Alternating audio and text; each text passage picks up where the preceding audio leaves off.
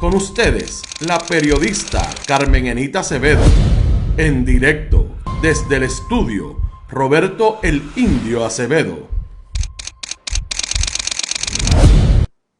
Muy buenas tardes, Puerto Rico y el mundo. Soy Carmen Enita Acevedo y estamos en Bonita Radio a las 5 en punto de la tarde. Bonita Radio se enciende para conversar con ustedes sobre ustedes y de lo que ustedes tienen derecho a saber.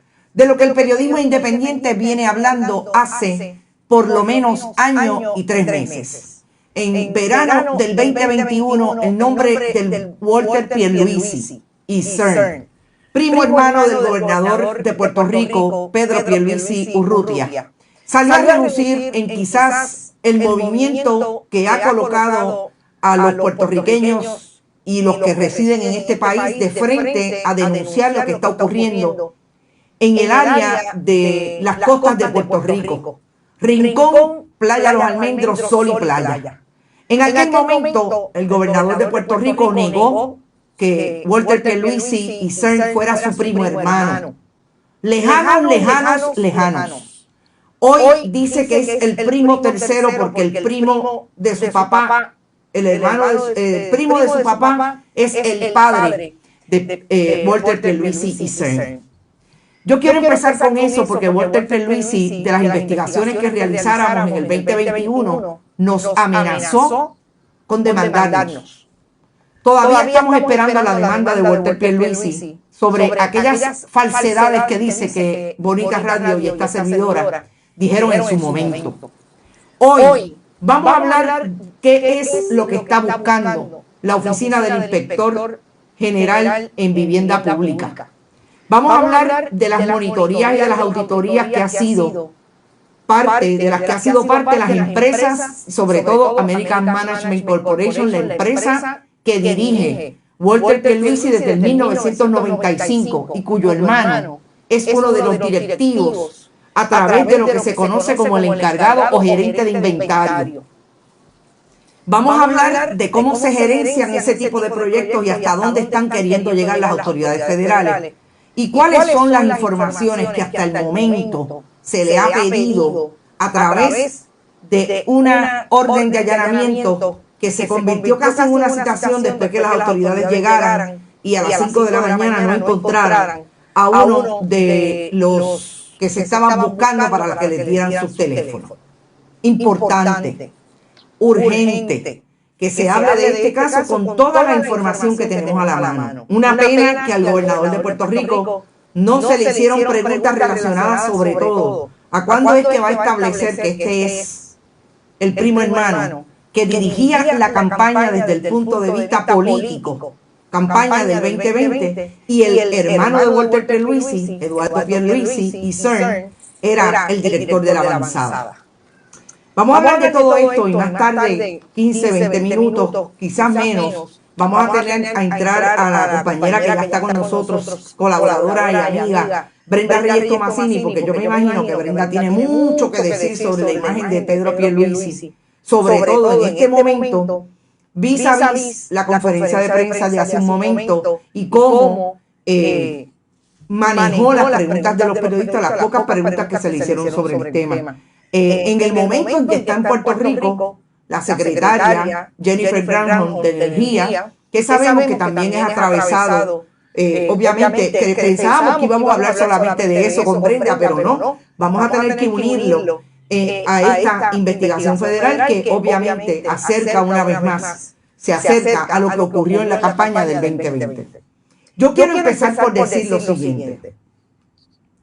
Nosotros no podemos olvidar y tenemos que contextualizar aquí quién es Walter Pierluisi y quiénes son los personajes que se acercan a la campaña de Pedro Pierluisi del 2020 igualmente y que están en este momento participando de lo que se conoce como testigos cooperadores en los casos de corrupción de más alto rango que se están viendo o se van a ver, están ahora en el descubrimiento de pruebas, específicamente en la jurisdicción de Estados Unidos en Puerto Rico, y es el caso de Wanda Vázquez Garcet, gobernadora sucesoral.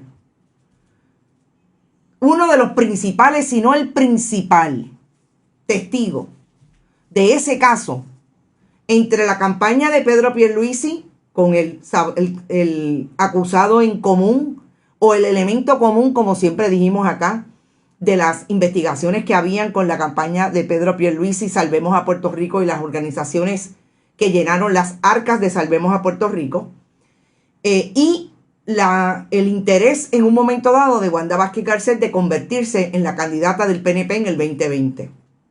Y ese se llama John Blakeman.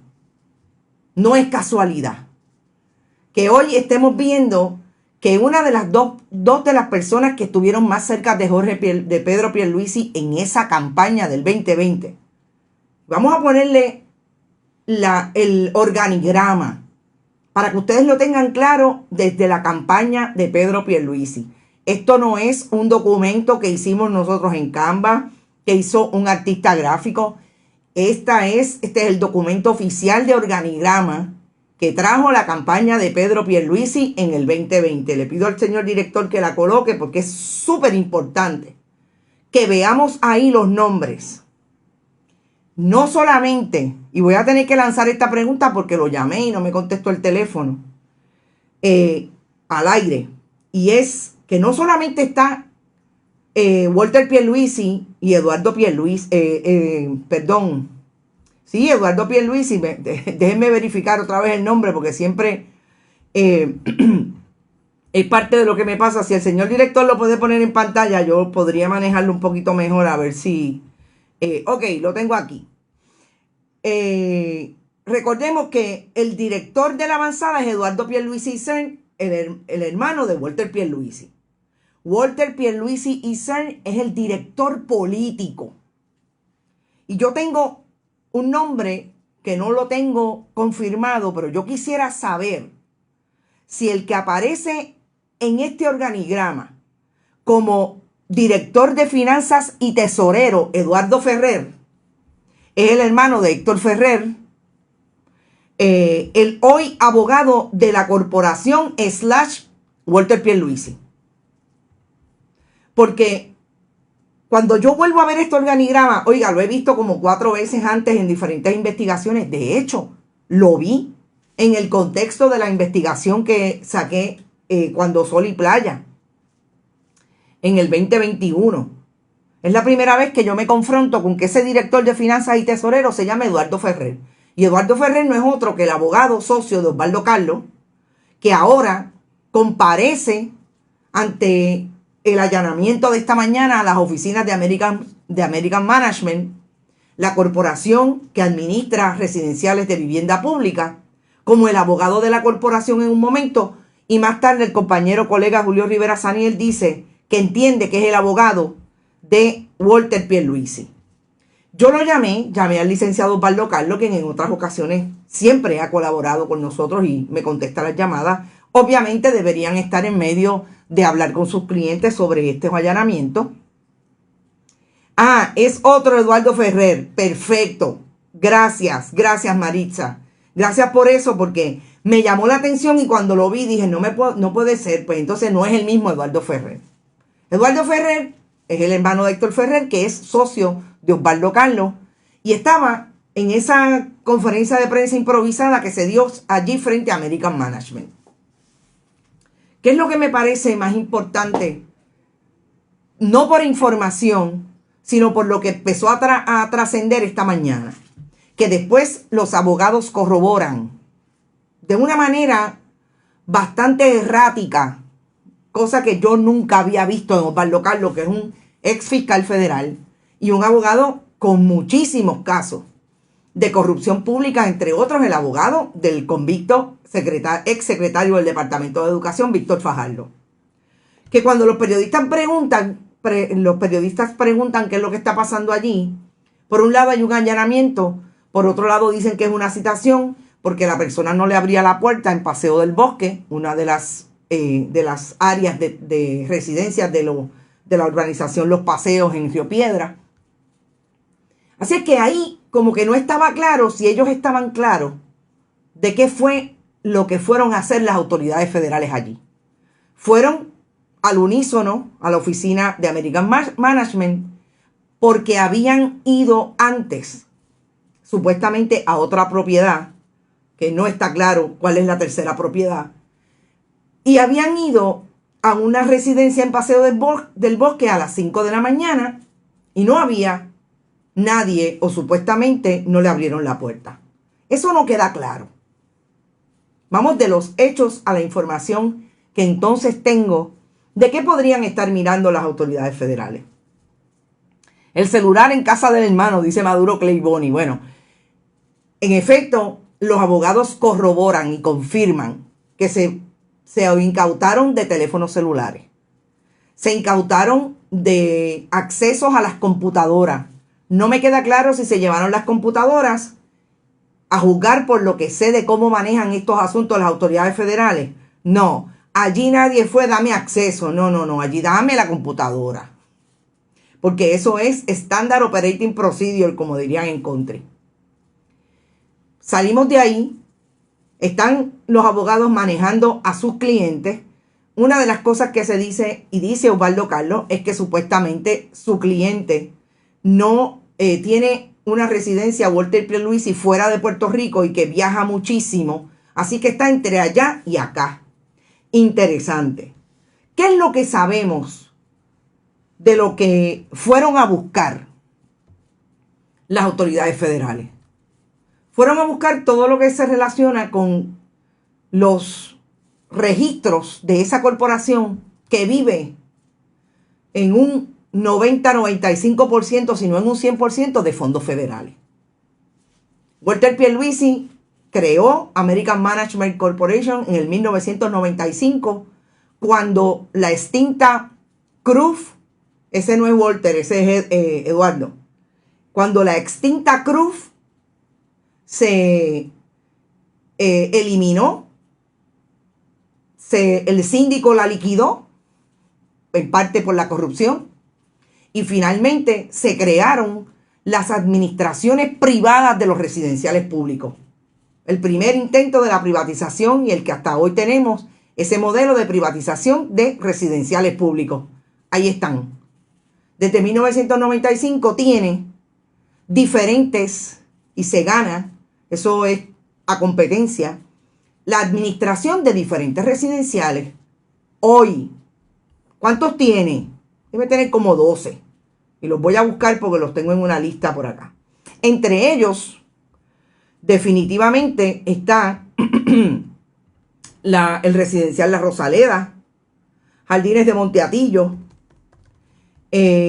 Monteatillos 1 y Monteatillos 2. Tiene los dos.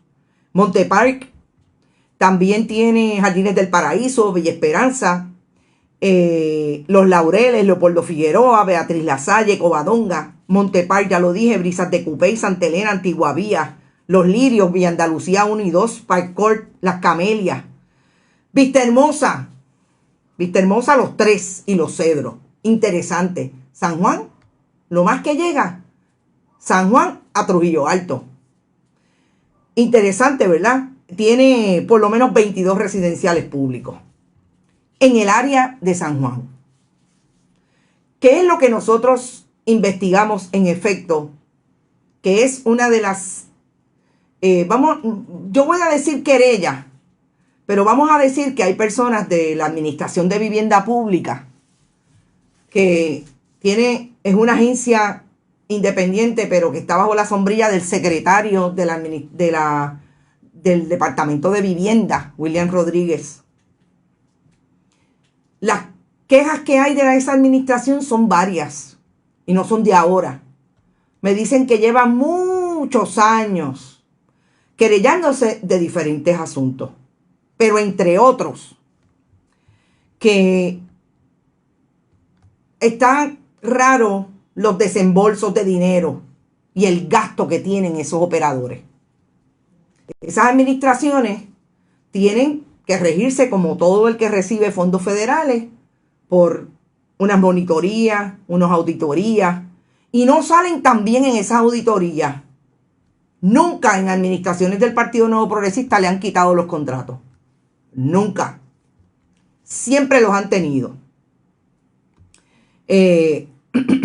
Dice Maritza Maimí, ojo, que iban a crear un proyecto para comprar casas con los chavos federales a desarrolladores para interés público. Otro tumbe. Bueno, es interesante, eso es un tema que podría estar vinculado, pero que está relacionado con el hecho de que Walter Pierluisi tiene una corporación, en efecto, que aparentemente se dedica, y tiene varias corporaciones, no una, varias, pero una de ellas al desarrollo. Honestamente no tengo esa información, pero eso podría estar por ahí. Ahora, lo que está en esas computadoras es todo lo que Walter Pierluisi y su gente, los empleados que tenga allí, y su hermano, que me dicen que es como reciente, y se gana $72,000 al año, $6,000 al mes. Todo con fondos federales, gente, no se olviden. O sea, aquí lo más importante es que estamos hablando que la jurisdicción la tiene el gobierno de Estados Unidos, en este caso HUD, porque todo este dinero es federal. Y eso es lo que estarían mirando, esas transacciones. ¿Con quién habló? ¿Con quién no habló? Interesante, el teléfono. Y aquí es que vengo a esa persona que no podemos olvidar. Y con esto quiero traer a Brenda para que hablemos un poco de entonces y podamos escuchar las dos lo que el gobernador de Puerto Rico dijo. Pero quiero terminar con la figura de John Blakeman. Porque John Blakeman fue esa persona que estuvo bien cerca a los Pierluisi, familia, primos hermanos, en esta administración, en la pasada administración y en todas las administraciones que han sido candidatos, comisionados residentes, porque los Pierluisi eran la mano derecha del gobernador junto con su hermana, no solamente en la última campaña, antes igualmente. Una pregunta fundamental: ¿qué sabe John Blakeman de todo lo que está pasando en ese mundo de vivienda pública, donde tuvo contratos hasta los otros días? John Blakeman, hasta que se descubrió que era un testigo de las autoridades federales en el famoso caso de Salvemos a Puerto Rico y en el caso del financiamiento de las campañas, tuvo contratos con la Administración de Vivienda Pública. Y eso es importante establecerlo, porque si alguien sabe y conoce el mundo de la administración de vivienda pública, es John Blakeman. ¿Será que alguien habló y por eso los celulares? Gente, ahí lo dejo. No es casualidad que lo que aparentemente el letargo que se dio en septiembre, yo siempre decía que al 30 de septiembre, porque el año federal empezó el 1 de octubre. El problema es que vino Fiona y sabemos todo en lo que estuvimos y en lo que hemos estado, porque hay mucha gente todavía sin servicio de energía estable y sin servicio de energía. En Peñuelas ahí creo que bajaron a 60 las familias, pero ayer habían 85. Todavía hay gente sin luz desde Fiona. Todo eso retrasa los trabajos, pero aparentemente aquí hay un comeback de las autoridades federales y polvo en la nevera. No es casualidad. Parece que Stephen Muldrow y aquellos que vieron minada la posibilidad de llegar hasta las últimas consecuencias con un testigo como Joy Fuentes Fernández, que les embarró la investigación, no se van a quedar dados. Y parece que ahí sigue la investigación. Ojo, el inspector de vivienda hace su investigación y siempre va a recibir apoyos, como dijo Limari Jovet, la oficial de prensa de la Fiscalía, de otras agencias, pero ustedes pueden estar seguros que las agencias, el FBI está metido en esta investigación. Vamos a hablar con Brenda para ver qué Brenda cree. Sobre todo, que quiero que escuche, amiga, yo quiero que escuchemos al gobernador, pero antes déjame saludarte. ¿Cómo tú estás? Perdóname que empecé a la mía, pero es que el día ha sido horrible.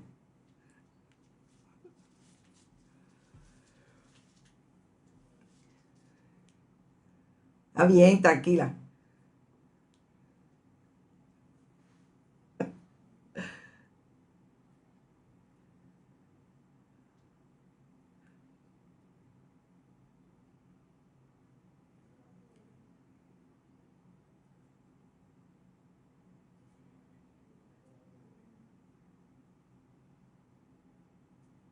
Claro.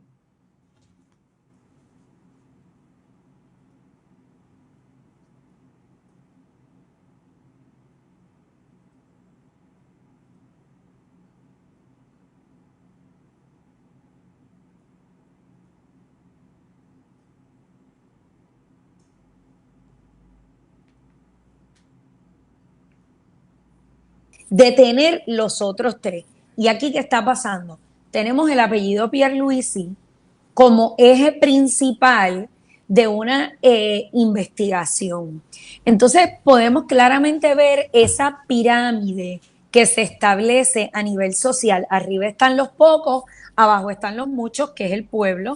Los muchos eligen al que está arriba, que es el gobernante de turno, en este caso Pedro Pierluisi Urrutia, electo por un 32% de esa pirámide. Y entonces estamos viendo cómo ese poder relacionado al apellido, al capital económico, social y cultural que trae ese apellido. Más en este caso, pues ha habido unas adquisiciones de bienes, pero han utilizado ese apellido, que es el capital simbólico, para construirse dentro de un espacio que viene siendo una familia política que domina claro. las estructuras de poder del país y se creen intocables ya que tienen esos 4 capitales. Claro, yo quisiera entrar algo que quiero dejarlo súper claro porque lancé la pregunta al aire y después me advirtieron que en efecto Eduardo Ferrer no es el Eduardo Ferrer que es el abogado, pero quiero dar la foto, quiero poner la foto porque me parece que es importante de este tesorero que está identificado como el tesorero de la campaña de Pedro Pierluisi en el 2020 para descartar de plano que no es el Eduardo Ferrer que es su abogado.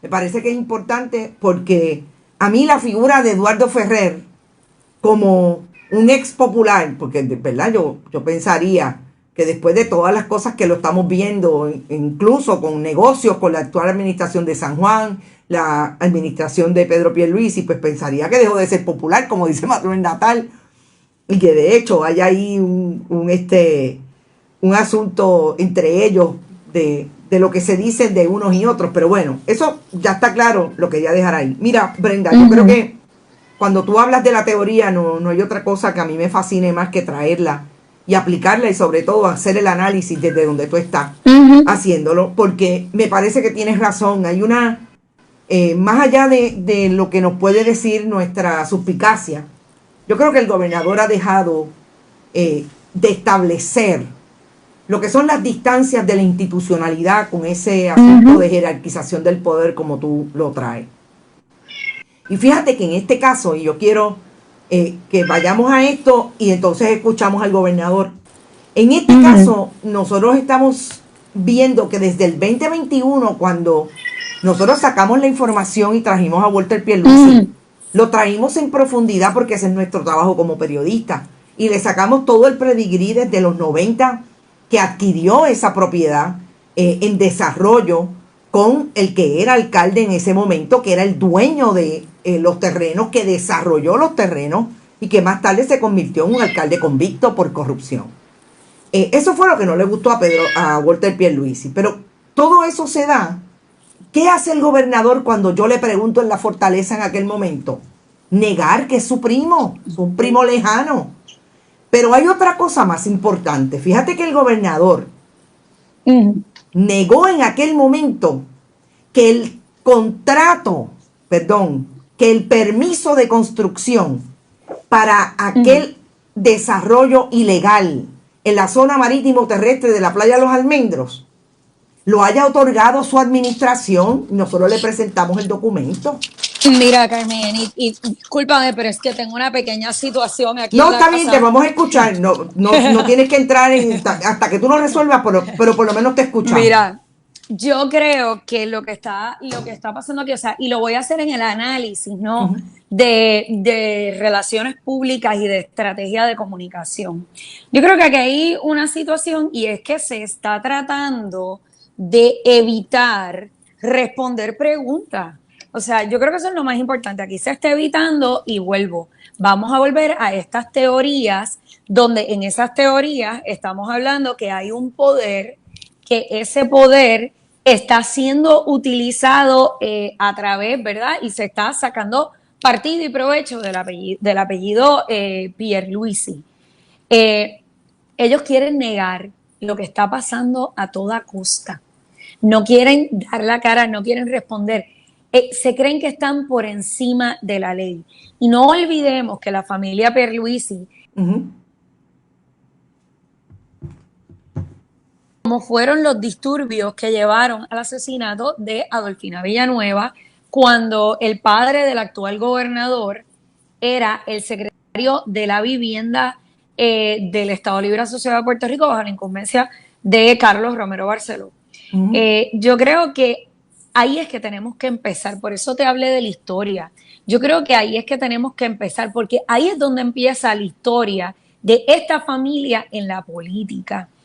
Y las familias políticas, claro, crean este espacio donde solamente ellos existen y hemos visto que esto se ha seguido manifestando.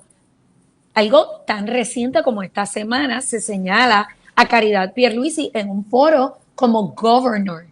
Y yo pensé exacto. que era un chiste, ¿te acuerdas? Y te lo envié. Sí. Y yo lo compartí en mis redes sociales. Pensábamos que era un chiste. Hay una sed de poder, hay una sed por controlar los espacios políticos, sociales, culturales y simbólicos de esta familia. Y te digo, la única forma de poder entender lo que está pasando es ir un poco a la historia, entender la teoría de clases sociales de Marx. Hay que leer a Pierre Bourdieu, el comunicador francés de teoría Exacto. política y comunicación. Y, ¿sabes? Retrotrayéndome a los tiempos que estudiábamos esto en la universidad y a las clases de historia, las lecturas que uno hace, porque es que es la única forma de entenderlo. A mí me parece que vivimos en un estado feudal en Puerto Rico.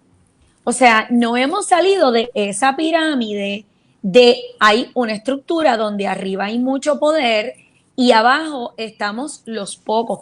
Esos pocos somos los que estamos sosteniendo al país y no somos pocos, somos muchos.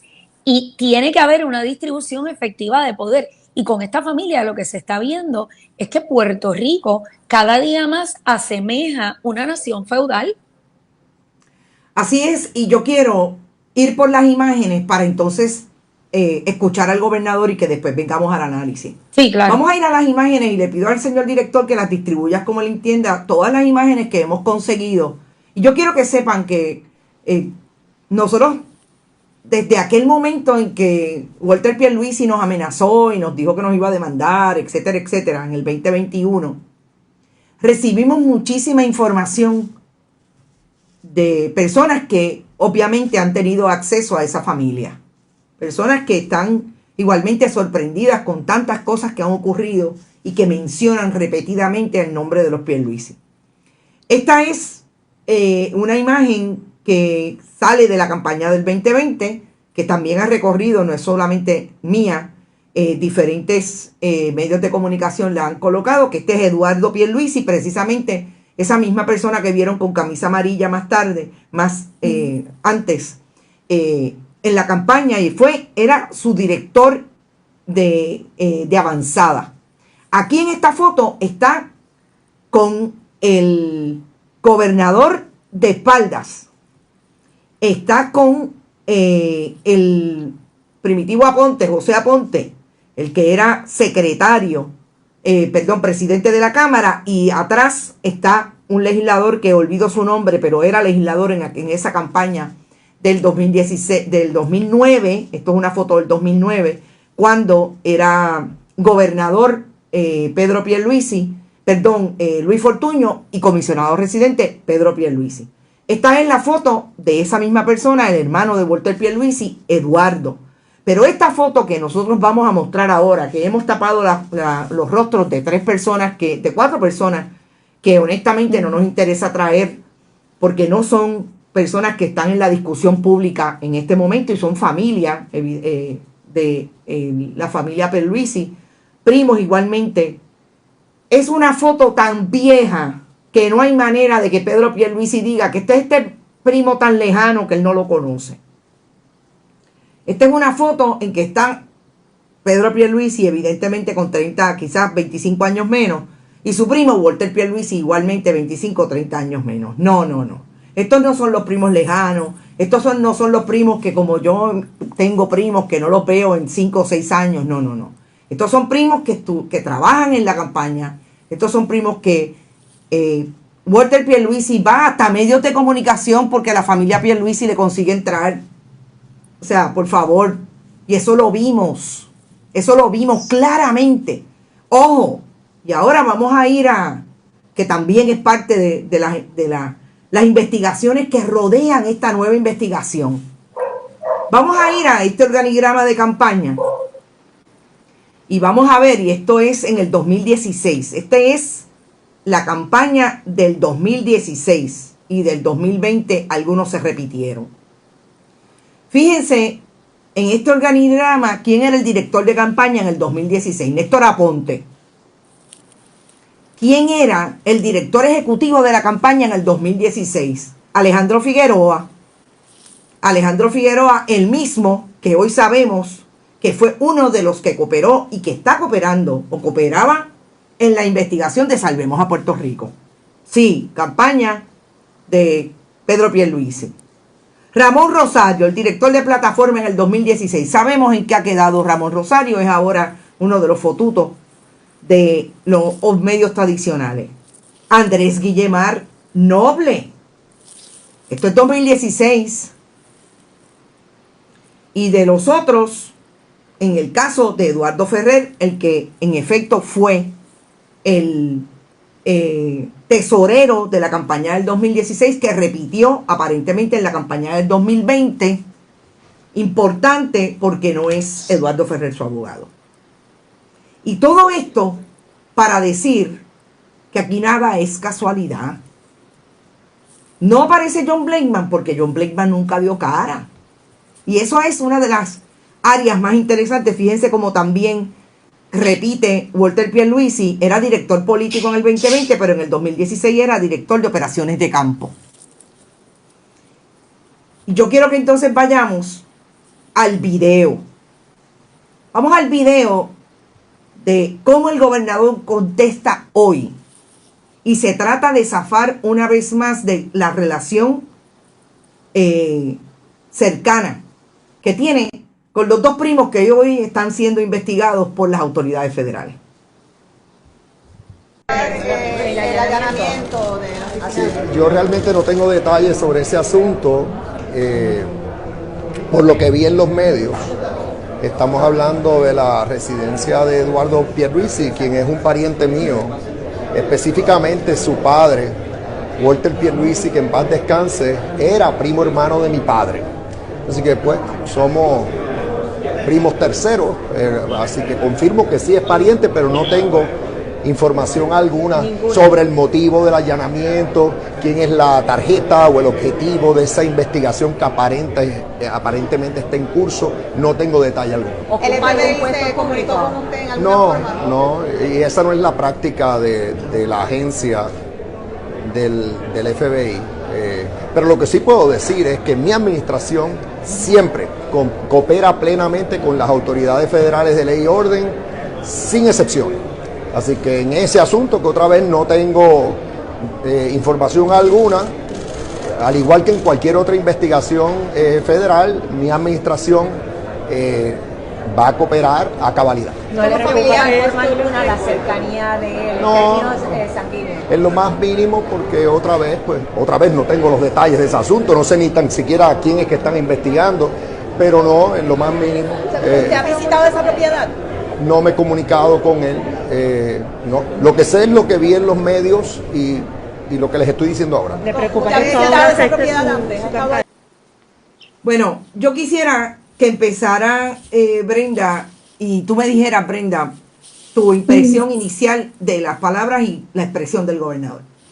Bueno, mira, vamos a empezar porque el gobernador tragó duro. El gobernador, la prensa se lo aborda y él traga y se escucha esa voz del gobernador traga. Ya eso te dice que el gobernador está en aprietos. Ese gesto, ese ruido. Luego el gobernador está mirando directamente a los periodistas. La vista va abajo y la vista regresa arriba. Las comisuras, así, es como que estoy forzado a responder. Hay un dejo de incomodidad de un gobernador que está teniendo que dar la cara a una situación que le es totalmente incómoda. No sabemos si es que no lo sabía, no sabemos si lo sabía, pero eso solo, como decían, solo su peinador lo sabe. Pero si miras el video, esas comisuras hacia abajo, todo el tiempo ese movimiento de la boca hacia abajo y no mirar directamente, claramente te dicen la incomodidad y que algo oculta. Hay algo oculto en todo esto. Y pues Carmen Enid, más allá, o sea, volvemos, este es el concepto típico de la familia política. Antes, hace muchos años, en la política, la democracia, como la conocemos hoy día, no existía, porque era dominada las estructuras de poder por una serie de familias que, como bien dije, tenían el capital social, económico, cultural y simbólico. Pero aquí vemos a una familia que cuando presentaste el organigrama, lo pensé en el famoso compadrazgo de antes. Soy amigo, amigo de un primo, amigo de un tío. Entonces, ¿de qué estamos hablando? Estamos hablando que esta gente está tratando.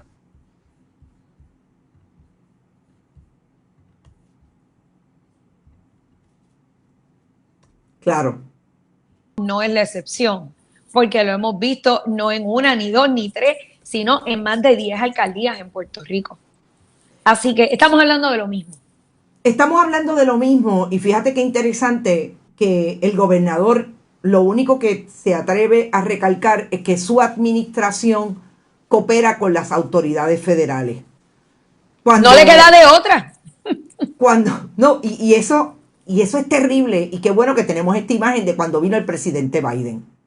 Cuando el presidente Biden vino a Puerto Rico, trató de todas las maneras posibles de no tener una foto dándole un abrazo dándole las manos al gobernador de Puerto Rico. Eso es evidente, eso fue evidente. ¿Y quién estaba allí? Y esta mañana lo comentaba, porque los colegas a veces nos llamamos para recordarnos asuntos. Lo recordaba con quien lo trajo, porque fue la única que sacó esa foto, Cintia López Cabán. ¿Quién estaba allí? El jefe de los fiscales, Stephen Muldrow. Y Stephen Muldrow puede muy bien haber sido invitado porque él es el oficial de más alto rango del Departamento de Justicia en Puerto Rico, de Estados Unidos en Puerto Rico. Pero la actitud que tenía Stephen Muldrow, y de lo que converso con la colega cuando me dice Carmen Enid, era evidente, se paró de frente al gobernador todo el tiempo. No es una actividad que haya ido para complacer al protocolo del presidente Biden. El presidente Biden sentó allí a la persona que tiene la capacidad de decirle al secretario del Departamento de Justicia: yo tengo la evidencia para ir en contra de fulano, sutano y mengana. Esté en la fortaleza, esté en una secretaría de agencia, o esté en una alcaldía, o sea un funcionario electo en la legislatura. O sea, esto no es casualidad. No. Y hoy lo hicieron un jueves, en lugar de ir a buscar gente arrestada, como siempre hacen, porque los gran jurados de investigaciones especiales se pueden reunir en cualquier momento. Los miércoles se reúne aquel de las misceláneas, de los arrestos o de las intervenciones ordinarias. Pero hay muchos de estas investigaciones especiales que terminan los miércoles y van a buscar los arrestados por la mañana. ¿Qué hizo hoy el FBI y el HUD? Perdóname, no se fueron escondidos. Se lo dijeron a los medios. Llegó allí la prensa que tiene la capacidad para ir allí con cámaras, etcétera. Y todo el mundo se enteró que había un allanamiento a la casa del primo hermano del gobernador en Los Paseos y a la oficina donde él se supone que se reporte como jefe de inventario y su hermano es el dueño.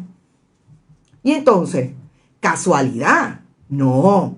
¿Que el gobernador no lo supiera? Yo no creo que lo supiera. Yo creo que el gobernador sabe cómo es que sus amigos, como Joseph Fuentes Fernández, hacían las cosas. Yo creo que el gobernador sabe a lo que se dedican, que tienen contratos con agencias públicas. Pero tú hablaste del compadrazgo. Yo no puedo hacer ese análisis completo como quisiera hoy porque no nos va a dar el tiempo. Claro. Pero hay una imagen del compadrazgo que no nos podemos zafar y no podemos sacar, y ahí hay una teoría buenísima. no podemos sacarla de la historia de Puerto Rico, de la historia de nuestra relación con España, con Latinoamérica, no así necesariamente con Estados Unidos. Y esa es la relación que tuvo el gobernador de Puerto Rico con el compadre Joseph Fuentes Fernández. Claro, por eso lo traje, porque, y de hecho es una costumbre muy latina. Claro. Otra cosa, no tiene que ver con los designios de allá que vienen, las cosas que pasan en el norte, sino Exacto. que es una costumbre más latinoamericana que viene de los tiempos de la colonia de España. Ujú. La cuestión del compadrazgo para dominar las estructuras de poder, pero qué bueno que lo dices porque es que lo traje adrede, porque cuando tú presentas el esquema, es que ahí es donde estableces esa teoría del compadrazgo. Él y Fuentes se conocían, creo que era de Tulane, me había No, comentado. se ¿No? conocían de aquí de Marista. Ah, de Marista. Se conocían desde aquí, después se fueron a colegio juntos. O sea, allá había un compadrazgo. Sí, ¿En serio? pero entiendo, alguien me comentó que habían sido roommates en Tulane. Sí. Se fueron a college juntos. Se fueron a college juntos. Oye, y esas relaciones, volvemos, son colegios élite, estructuras de poder, las mismas familias, y se sigue trabajando con eso. Pero esa cuestión del compadrazgo, obviamente, otros lugares no te la compran. Las autoridades que están supervisando, ¿verdad? Si se están cumpliendo las leyes, los reglamentos, pues no la compran. Y en Estados Unidos las cosas pasan de una forma muy distinta. Sí existen los bribes y este tipo de cosas, pero no se da como se da en nuestra sociedad puertorriqueña, que fulano es amigo de Mengano y fulano le dirige la avanzada y fulano es el que le carga el café y le lleva el café y todo el mundo tiene un trabajo porque todo el mundo hizo algo para que ese candidato llegara al poder. Claro. Eso, la teoría, pero sobre todo la cultura del compadrazgo y el padrinazgo, como lo están mencionando nuestros internautas, definitivamente se lleva a todas las esferas. Claro, pero qué interesante, que es lo más que me llama la atención de estas clases diferentes, porque definitivamente ellos no son seres humanos como todos los mortales, para todos los efectos de su clase, ¿verdad? Ellos manejan al otro de ese desdén, porque realmente ellos están a un nivel diferente. Hacen exactamente lo mismo que las otras clases. Bueno, por eso te Viven digo. y conviven de la misma manera, desde, obviamente, los lugares de privilegio y los lugares de poder, pero la manera de estructurar el capo de capi es la misma. Todos nos vamos a sentar en esta mesa y todos vamos a guisar. Es que la ambición pasó por ese periodo cuando sale Ricardo Rosselló Nevares del país y tiene que haber un gobernador y él se hace disponible y es Caridad Pierluisi quien presta su residencia para que se juramente. Exacto. ¿Y quién tiene la mano en la Biblia? Es ella. Busque esa foto. Eso me lo dijo la colega Marisa Vega, la profesora en opinión pública, lo discutíamos esta semana. Marisa me dice, Brenda, busca la foto. Y yo, es verdad.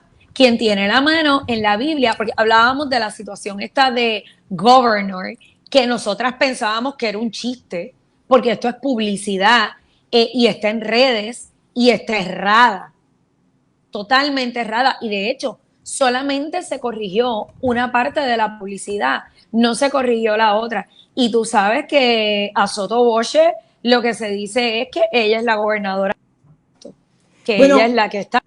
Definitivo, y ahí está la imagen y quiero que la traigamos, se la acabo de enviar al señor director, porque lo de Caridad Pierluisi no es casualidad que ahora, incluso desde lo mal que quedó Pedro Pierluisi con la visita de Joe Biden, fíjate que las fotos que se utilizaron en mayor medida de esa actividad y de esa ceremonia protocolaria fue precisamente las de ellas con Jill Biden, la esposa de la primera dama de Estados Unidos.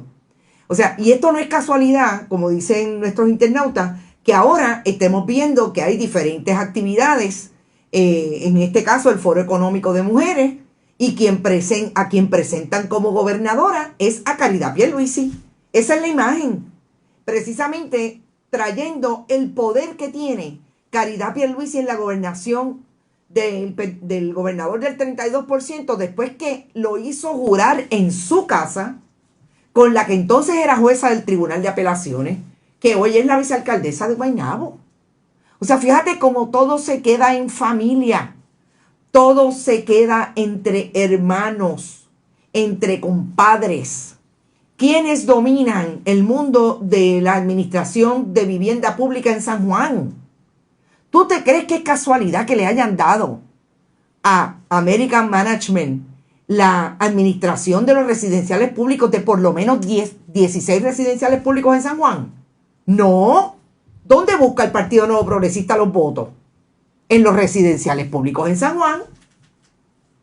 Sí, claro, o sea, volvemos, necesitan el voto de los de abajo para llegar al tope de esa pirámide de poder.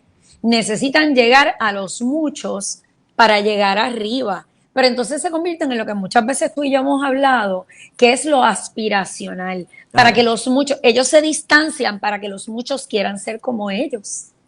Y se proyectan, pues, obviamente, al tener poder social, político, económico, social, cultural, y entonces está ese poder simbólico que ellos tienen, que tú dices el apellido Pierluisi, no tienes que decir mucho, porque es el apellido, ¿entiendes? Igual, claro. O sea, Puerto Rico ha sido dominado, la pasada familia, pues Rosselló, los García Padilla, que llevan muchos años en la política, quizás no como Hernández Colón, por ponerte un ejemplo, Rafael Hernández Colón, pero son familias que se han conceptuado en ese poder simbólico luego de haber obtenido poder de diferentes formas, y entonces pues dominan esas estructuras de poder, y al dominar las estructuras de poder dominan todo el poder económico. Volvemos, tienen poder económico, dominan mayor poder económico, dominan las estructuras sociales de cultura, tienen más para dónde ellos ir,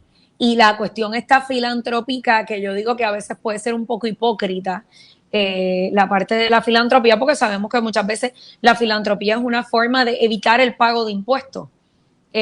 Así que hay que tener mucho cuidado. Tenemos siempre, como yo digo, sacar los libros de historia, ir a nuestras clases de historia, a nuestras clases en la universidad, y retrotraer un poco de lo que discutimos allí, porque la necesitamos para entender el país hoy día. Es la única forma. Y como último, porque viene el compañero Rodrigo Otero Goico y nosotros empezamos antes, y bueno, quiero darle espacio, pero yo quiero traer como último esa mirada del gobernador hoy, y que lo veo, nosotras siempre hemos hablado de que pueda estar en un lame duck definitivamente, desde hace mucho tiempo, bien temprano, después que ascendió al poder en el 2020. ¿Tú crees que esta sigue siendo la mirada, la expresión de una persona que no va a correr en el 2024? Sí, definitivamente. O sea, el gobernador no está proyectando una imagen victoriosa. El gobernador no está proyectando la imagen de un candidato que va a revalidar. Él está trabajando como un candidato que está siendo cauteloso, porque sabe que tiene unas investigaciones. Y Carmenit, algo bien importante, cuando tú mencionaste la visita del presidente Biden, y yo no quiero que quede fuera, recuerda que a los medios de comunicación había una guagua que les bloqueó la vista, y que muy pocas personas pudieron ver lo que pasó. Yo vi una marcada propensidad a no tener fotos con el gobernador, y el famoso desaire cuando él abraza a Nidia Velázquez, el presidente Biden, y detrás quedan él y Jennifer González, que yo lo dije, o sea, marcó una distancia. Y hay veces que la gente dice, no, es que eso fue solamente lo que pasó delante de la cámara. Mire, la comunicación no verbal es comunicación primal. Claro. Como siempre hablo del modelo de Mehrabian, el 7% es el mensaje, el 38% es el tono de voz y el 55% es la imagen. Aquí lo que vimos fue imagen. Definitivamente, y yo he tenido oportunidad de hablar con dos colegas que estuvieron allí. Y ambas me dicen exactamente lo mismo. Lo que tú y yo no vimos porque no pudimos tener, obviamente no estuvimos allí, no pudimos ver, por ejemplo, a Stephen Muldrow de frente al gobernador mientras estaba hablando. La pose de Stephen Muldrow cuando estaba allí. La manera en que acomodó su cuerpo, vamos a decir. ¿Verdad? En Conte le hubieran dicho otra cosa, pero la manera en que acomodó su cuerpo. Lo que no se vio públicamente, que fue definitivamente la incapacidad del gobierno de Puerto Rico de llevar al gobernador a verse amigo del presidente Biden. Pero no es porque el gobernador no se quiera ver amigo, es que el presidente Biden evitó esa foto a como diera lugar. Y eso es mucho. Fíjense que las fotos que tenemos son las fotos de Biden hablando y el gobernador detrás. ¿Sí? Biden en el famoso brief, que no era otra cosa que parecía una feria científica, los trípodes con los mapas, etcétera, etcétera. Y Biden escuchando, y allí no pasó nada más.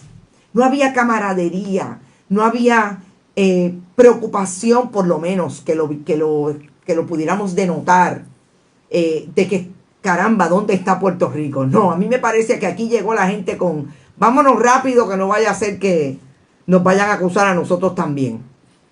Así es que no sé si tú tienes algo más que decir. Mañana es otro día para mí, pero yo creo que el día fue suficientemente interesante. Sí, pues fue interesante. Yo creo que tenemos que retomar la discusión la semana que viene, Carmenita, hablando de lo que está pasando dentro del Partido Popular. Sí, La descarga importante. de Ser Molina. Necesitamos hacer un análisis de eso. Porque el 2023 está a la vuelta de la esquina y ya eso es a un año de las elecciones. Yo pienso que ya han pasado como 6 años desde que Pierluisi asumió las riendas del país, porque mira que ha pasado mucho en Puerto Rico. Y pues nada, yo muy encantada de estar con ustedes, bonitos y bonitas. Como siempre te agradezco la oportunidad. Ahora voy a Arecibo a la última despedida de un gran amigo, el licenciado Piro Betancourt, Fernando Betancourt, que falleció. Sí. Y también pues la licenciada Leida Centeno, que falleció también en días recientes, 2 pioneros y 2 titanes del campo ambiental. Así que pues para eso voy, pero encantada de haber estado con ustedes y de haber tenido esta discusión. Y como digo, vayan a la clase de historia. Recuerden cuando estaban en el salón y el maestro hablaba, porque ahí es la clave para entender al Puerto Rico de hoy. Hay mucho, definitivamente. Nos vemos la semana que viene y prometo, yo adelanté algo de ese análisis, pero quiero discutirlo contigo porque me parece importante. Nosotros nos fuimos, recuerden, mañana es otro día a las 8 de la mañana, tenemos Noticias con Café, por ahí viene Rodrigo Otero Goico. Hoy fue un día raro, no tuvimos programa a las 11, no podíamos, pero estuvimos aquí, tratamos de adelantar un poco el programa para tratar de cubrir. Yo mañana tengo más, lo que pasa es que en una hora es imposible y yo creo que voy a afinar par de asuntos que todavía no he podido llegar con relación a estas investigaciones, que hoy nos dimos cuenta que parece que van en serio. Los voy a dejar con una nota. Fíjense en las informaciones de los videos de las entrevistas a Osvaldo Carlos y lo que dijo de tratar de equiparar este allanamiento con un caso en que él sabe que no llegó a término y que él tenía clientes ahí, y tiene que ver con el caso de las famosas tutorías que se acusó a un montón de maestros y a una corporación de fraude relacionado con las tutorías. No me parece que ese caso se parece a este. Pero vamos a hablar de eso mañana a las 8 en Noticias con Café. Que descansen y gracias por estar.